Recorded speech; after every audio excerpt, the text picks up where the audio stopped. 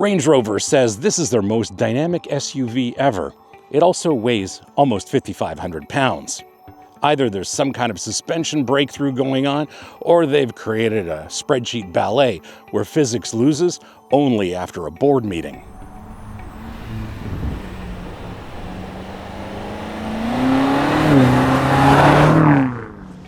I'm your host, Brian Makse, and on this channel you get reviews for drivers from drivers. Now in 2026, the entire concept of defying physics is becoming a tired trope, but this Range Rover Sport SV Edition 2 is using a completely different set of calculations.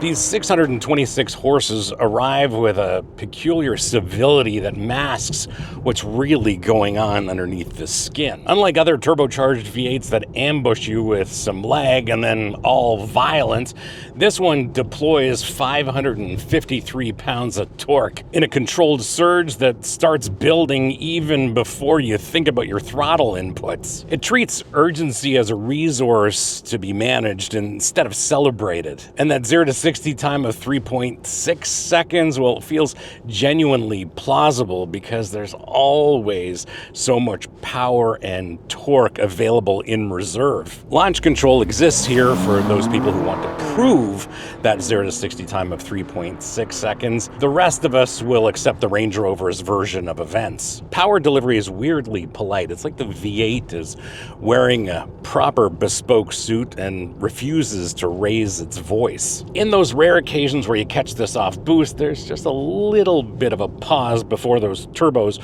remember what their jobs are. On boost, it's something that's approaching anger, but anger that's filtered through good manners. And as much as this idles with authority and it sounds great, under throttle, there's a little bit of bass, but it never descends into any kind of obnoxiousness. And overall, this is the kind of engine that communicates competence rather than drama. The 8-speed automatic is properly calibrated by Range Rover, and I think they've got it dialed. Downshifts are quick and urgent, and when we switch on SV mode, as we have now, it's not nervous, it's more poised, and it's ready to take all of that power and torque through the transmission, give it to the rest of the driveline, and get it to the ground. What it doesn't do ever is hunt for the right ratios when the corners get interesting, or delay a downshift that would just otherwise build anticipation. It finds the right gear and gets on with it, and at this price point, that's the proper way to do it. And when it comes to getting that power to the ground, we do have an all-wheel drive system.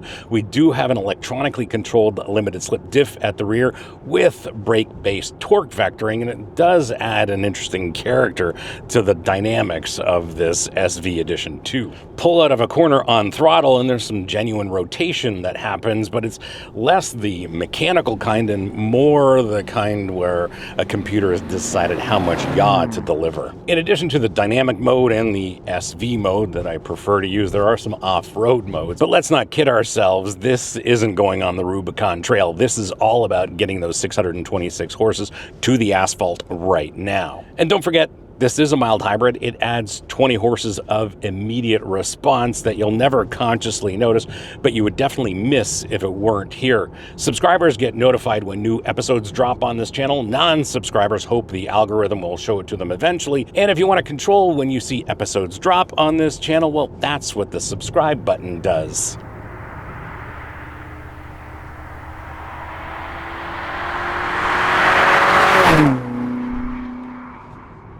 The four-wheel steering creates an odd relationship between your inputs and how this Range Rover Sport responds. At low speeds, the rear wheels steer opposite to the fronts, and it creates an incredibly short turning radius, making this extremely maneuverable, and I've enjoyed driving it in the city because I can place this anywhere, even in tight parking spots. At higher speeds, the rear wheels steer in the same direction as the fronts, giving this incredible stability, like when you're changing lanes or carving a line through a long radius corner. What you do sacrifice is feel. Yes, there's some weight to it. It is responsive, but it's all filtered through electrons so that the steering becomes more informing rather than engaging. This particular SV Edition 2 is fitted with the optional carbon ceramic brakes, and they treat braking like it's just a formality. Initial bite is firm and it's progressive, and these have great feel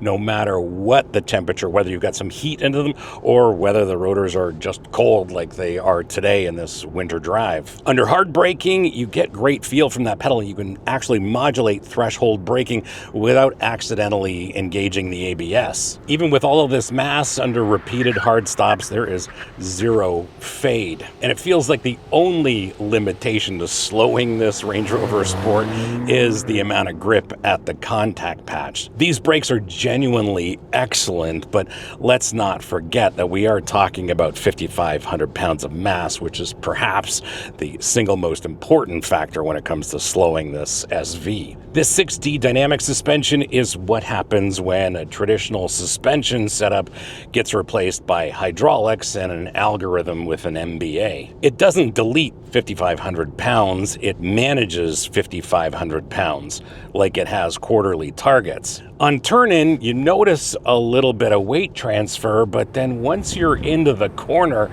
this thing manages body roll unlike any other SUV I've driven. Because the suspension firms up its outside and then can soften the inside, this thing corners flatter than any conventional setup ever would. To do that, you'd need massive anti-roll bars, which would completely destroy the suspension's ability to deliver anything resembling a comfortable ride. And the way it works is almost witchcraft, because on our terrible roads, this has no trouble soaking up the bumps and limiting any intrusion into the cabin. And then in the corners, this thing corners incredibly flat. And every time I haul this through a corner, I get the sense that the suspension is working extremely hard to ensure that those 4 contact patches stay in contact with the road. We are rolling on 23-inch wheels and tires, and with those short sidewalls, sharp impacts definitely find their way to the cabin, but any secondary motion is extremely well controlled. I think this suspension is the ride and handling compromise actually compromised, instead of making it all stiff and calling it sporty. One thing to keep in mind about this SV mode is that it sharpens everything by about 15%, I'd say, and then it removes 90% of the comfort margin.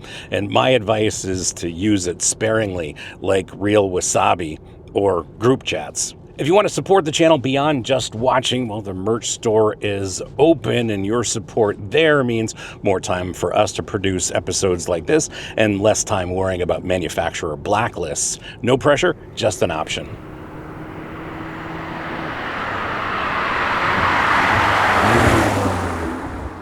These SV seats are just brilliant. Wonderful combination of comfort and support. They have everything you could desire, especially at this price point. They're heated, they're cooled, they have a massaging function, and they're incredibly supportive in the corners. Don't forget, this is a Range Rover, of course, so your seating position is more commanding than it is sporting. I'd love to get this seat lower. This is as low as it'll go, and that's typical Range Rover for you. It's not like you're sitting on this Range Rover, but it's also not like you're sitting in it like you would a Grand Tourer. Another thing to keep in mind is that hip point is fairly tall relative to the door opening, and if you do have a longer torso, as I do, you will quickly learn how to avoid hitting your head on the door frame. Regardless, once you're here, there's plenty of adjustment in the seat and the steering column, and I end up with a wonderful interface to this Range Rover Sport. Very comfortable here. Love the shape and the size of the steering wheel. The SV's illuminated shift paddles are a nice touch when you are in SV mode, but I'm very happy with this seating position once I'm here. Forward visibility is excellent, and that should be no surprise because this is a Range Rover. After all, large outboard mirrors. We do have a camera mirror here, and you'd think with this Range Rover Sport's roofline rearward visibility with a conventional mirror would be compromised, but it's actually not too bad. It's just better when we have the camera mirror enabled because that gives us a wider field of view out the back.